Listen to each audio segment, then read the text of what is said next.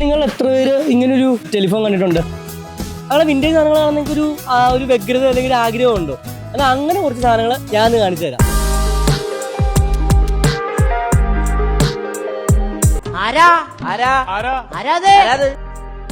ശരിക്കും 90 കാലഘട്ടങ്ങളിലേക്ക് വന്നതുപോലെ തന്നെയാണ് ഫീൽ ചെയ്യുന്നത്.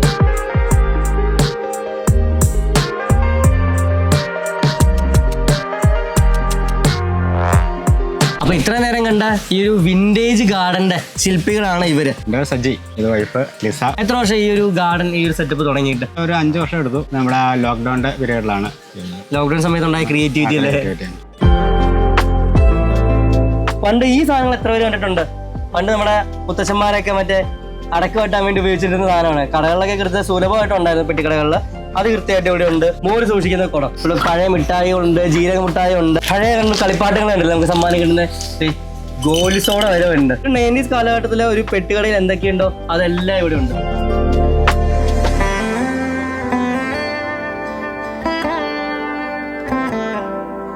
പഴയ ചായക്കട എന്ന് പറയുമ്പോൾ നമ്മുടെ മനസ്സിലേക്ക് പെട്ടെന്ന് ഓർമ്മ വരുന്നത് എന്താ?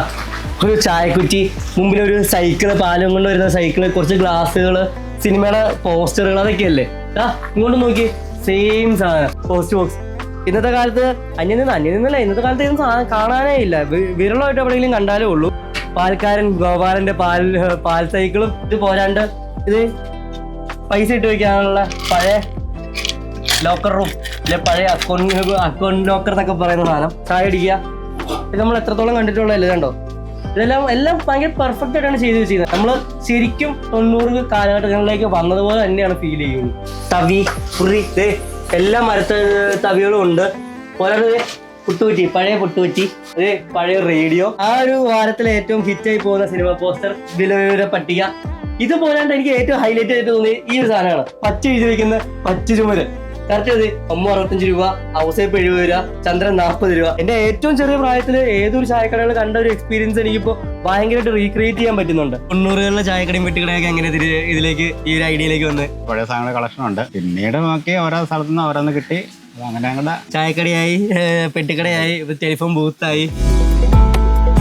എന്താ ശരിക്കും ഇനി ഉദ്ദേശം? ഇതിങ്ങനെ വെറുതെ നിർത്താനാണോ, അതോ ആൾക്കാർക്ക് വന്ന് കാണാൻ ഒരു അവസരം ഉണ്ടാക്കുന്നുണ്ട്? ഞങ്ങൾക്ക് എല്ലാവർക്കും ഒന്ന് കൂടാനൊക്കെ ആയിട്ടാണ് നമ്മൾ ശരിക്കും പറഞ്ഞാൽ സ്റ്റാർട്ട് ചെയ്തത്. പിന്നീട് ഇത് കണ്ട ആൾക്കാർ പലരും ഇങ്ങനെ വന്ന് അങ്ങനെ വരുമ്പോൾ ബർത്ത്ഡേ സെലിബ്രേഷന് വേണ്ടിയിട്ട് അങ്ങനെ ആൾക്കാർ വന്ന് ചോദിക്കുമ്പോൾ നമ്മൾ കൊടുക്കാറുണ്ട്. പിന്നെ അതേപോലെ തന്നെ ഫോട്ടോഷൂട്ട്, സേവ് ദ ഡേറ്റ്, അങ്ങനെയൊക്കെ ചെയ്യാനൊക്കെ ആയിട്ട്. അപ്പം നമുക്ക് ശല്യമില്ലാത്ത രീതിയിൽ ചെറിയ ചെറിയ ഫംഗ്ഷൻ കാര്യങ്ങളൊക്കെ അങ്ങനെ ആരെങ്കിലുമൊക്കെ ചോദിക്കുകയാണെങ്കിൽ നമുക്ക് കൊടുക്കണമെന്ന് ആഗ്രഹമുണ്ട്.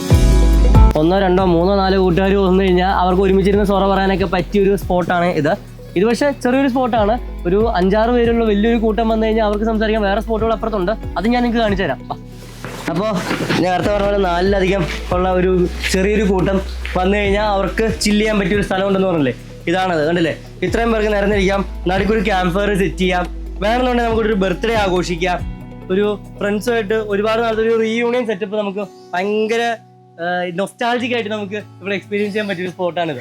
സൈജേട്ടൻ മാക്സിമം യൂട്ടിലൈസ് ചെയ്തിട്ടുണ്ട്. പറ്റുന്ന സ്ഥലങ്ങളിലെല്ലാം കിളികൾക്ക് കൂട് അല്ലെങ്കിൽ കുളം. ഈ ഏറുമാടത്തിൽ ഒരു ചെറിയൊരു 2-3 പേർക്ക് ഒരേ സമയത്ത് ഇരിക്കാം, നല്ല വർത്താനമൊക്കെ പറഞ്ഞിരിക്കാം. ഇവിടുന്ന് നോക്കിക്കഴിഞ്ഞാൽ ഇത് തൊട്ടപ്പുറത്ത് അക്വഡേറ്റ് ആണ്. അക്വഡേറ്റ് ഒഴുകുന്നതെന്നും കണ്ടുകൊണ്ടിരിക്കുക.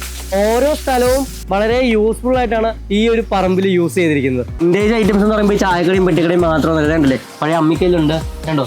ഇതുണ്ട്, അരകല്ലുണ്ട്. ഇതിന്റെ പേരൊന്നും പോലും എനിക്ക് അറിയാൻ പാടില്ല, കണ്ടിട്ട് പോലും ആദ്യമായിട്ടാണ് കാണുന്നത്. ഇത് മാത്രമല്ല, എനിക്ക് ഈ സ്ഥലത്തിന് ഏറ്റവും കൂടുതൽ ഇഷ്ടപ്പെട്ടതെന്ന് വെച്ചാൽ പഴമയെ ഒന്ന് റീക്രിയേറ്റ് ചെയ്ത് കഴിഞ്ഞപ്പോൾ പ്രകൃതിയെ യാതൊരു വിധത്തിലും ഡിസ്റ്റർബ് ചെയ്യാതെ പ്രകൃതിയായിട്ട് ബ്ലെൻഡ് ചെയ്ത് ഭയങ്കരമായിട്ട് ഇഴചേർന്നൊരു രീതിയിലാണ് ഇതിൻ്റെ ഒരു മേക്കിംഗ് ഫുള്ള്. അതിന് നമുക്കിവിടെ ഭയങ്കര ഒരു സമാധാനം, ഒരു ഭയങ്കര ഇവിടെ വരുമ്പോൾ തന്നെ ഒരു പീസ് അറ്റ്മോസ്ഫിയറാണ് നമുക്ക് എപ്പോഴും കിട്ടുന്നത്.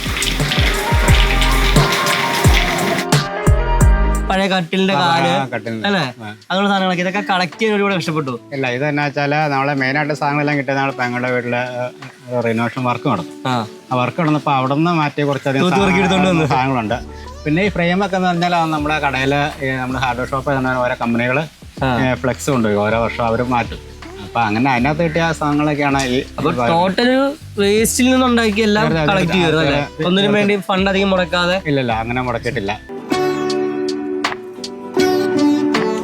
ഞാൻ നേരത്തെ ആദ്യം പറഞ്ഞ പോലെ തന്നെ നമ്മുടെ വിന്റേജ് വിൻറ്റേജിന് എത്രത്തോളം എക്സ്പ്ലോർ ചെയ്യാൻ പറ്റുമെന്ന് കൃത്യമായിട്ട് നമുക്ക് ഇവിടെ കണ്ടാൽ മനസ്സിലാവും. ഈ പറഞ്ഞ ചായക്കടയും അല്ലാന്നുണ്ടെങ്കിൽ പെട്ടിക്കട ഇതെല്ലാം ഇപ്പോഴത്തെ ആൾക്കാർക്ക് അല്ല ഇപ്പോഴത്തെ കുട്ടികൾക്ക് ഏറ്റവും പുതിയൊരു എക്സ്പീരിയൻസ് തന്നെ ആയിരിക്കും. കാരണം അവരാരും ഇതുവരെ കണ്ടിട്ടില്ലാണെന്ന് എനിക്ക് 100% ഉറപ്പുണ്ട്. അപ്പോൾ ഈ സ്ഥലം മൂവാറ്റുപുഴയാണ് വരുന്നത്. മൂവാറ്റുപുഴ മെയ്ഫ്ലവർ എന്നാണ് ഈ ഒരു ഗാർഡൻ്റെ പേര്. അപ്പോൾ ഇതിൻ്റെ ഡീറ്റെയിൽസ് ഒക്കെ ഞാൻ കൃത്യമായിട്ട് ഞാൻ ഡിസ്ക്രിപ്ഷനിൽ ഇടാം. വന്ന് കാണുന്ന ആഗ്രഹമുള്ളവർക്ക് മുൻകൂട്ടി വിളിച്ച് പറഞ്ഞ് അവരുടെ ഉള്ള സമയം അനുസരിച്ച് സൗകര്യം നമുക്ക് വന്ന് കാണാവുന്നതാണ്. No issues. അപ്പോൾ ഓക്കെ, ഇതുപോലെ ഇൻട്രസ്റ്റിംഗ് ആയ സ്ഥലങ്ങൾ നിങ്ങളുടെ സ്ഥലത്തുണ്ടെങ്കിൽ നമുക്ക് അവിടെ വന്ന് ഇനി എല്ലാ സ്ഥലങ്ങളും എക്സ്പ്ലോർ ചെയ്യുന്നതായിരിക്കും. അടുത്ത ഒരു വീഡിയോ ആയിട്ട് നമുക്ക് പിന്നെ കാണാം.